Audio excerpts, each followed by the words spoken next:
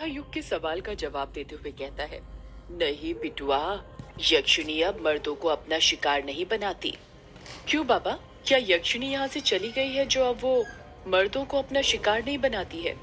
वो बूढ़ा युग के पास जाते हुए कहता है, वो गई नहीं है, शांत हो गई है। शांत हो गई है?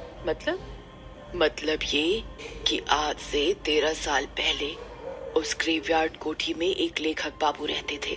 उन लेखक बाबू को ही उस यक्षिणी ने अपना आखिरी शिकार बनाया था।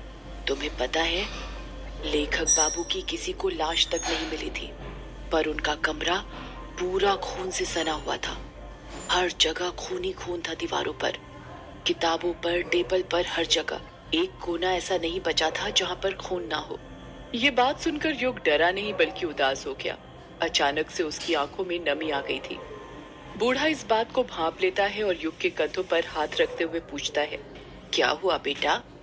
लेखक बाबू के बारे में सुनकर तुम्हारा चेहरा क्यों उतर गया? युग अपने दिल पर पत्थर रखते हुए कहता है, क्योंकि आप जिस लेखक बाबू की बात कर रहे हैं वो कोई और नहीं बल्कि मेरे पिता थे। क्या? इसका मतलब ये कि तुम वो लेखक बाबू के बेटे हो? हाँ, मैं उन्हीं का बेटा हूँ युग।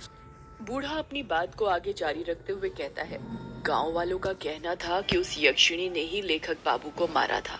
उसी दिन से उस ग्रेवयार्ड कोठी को बंद कर दिया गया और कोठी के बंद होने के साथ ही अमावस्या और पूर्णिमा की रात मर्दों के शिकार होने भी बंद हो गए।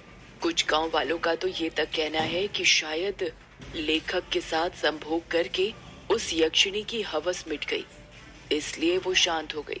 युग कुछ सोचते हुए कहता है, पर जब हवस मिट गई थी तो उस यक्षिणी ने मेरे पिता को क्यों मारा? और आपने कहा था कि संभोग करने के बाद यक्षिणी अपने शिकार के शरीर में से खून चूस लेती है, तो फिर मेरे पिता का खून कमरे में हर जगह कैसे फैला था?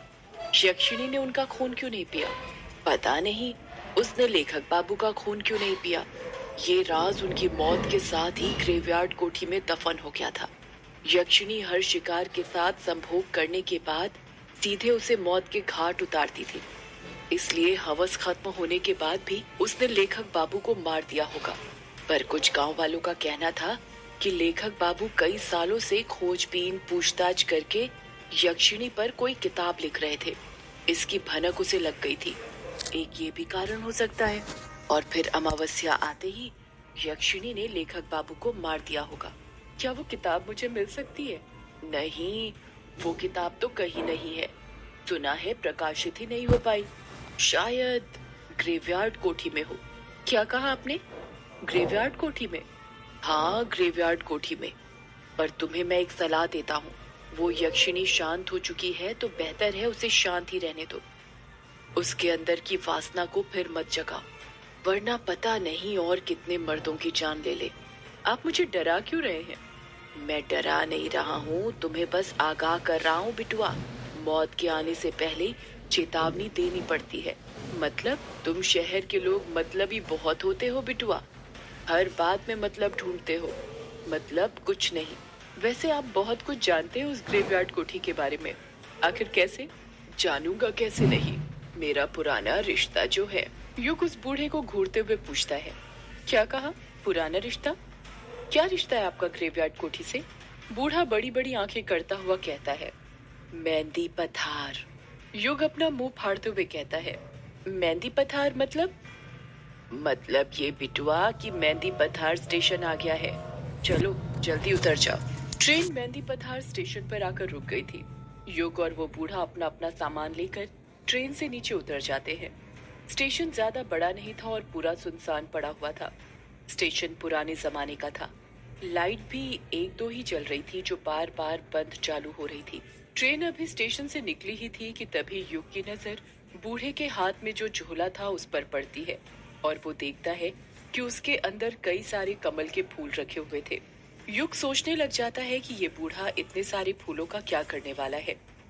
जैसे ही बूढ़ा स्टेशन पर उतरा था, जल्दी जल्दी कदम बढ़ाने लग गया था, जैसे उसे कहीं जाने में देर हो रही हो। युग के मन में कमल के फूलों वाली बात खटकती जा रही थी। उससे रहा नहीं जाता और वो उस बूढ़े से पूछ ही लेता है, वैसे बाबा आप इतने सारे कमल के फूलों का क्या करने वाले हैं? बूढ़ा अपने चेहरे पर मुस्कान लाते हुए कहता है, तो तुम्हारी नजर चली ही गई इन पर। बड़ी तेज नजर है।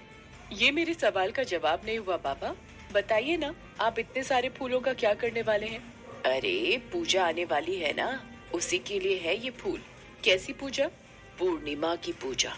पूर्णिमा की पूजा मतलब? तुम नहीं समझोगे, तुम गांव में नए आए हो ना,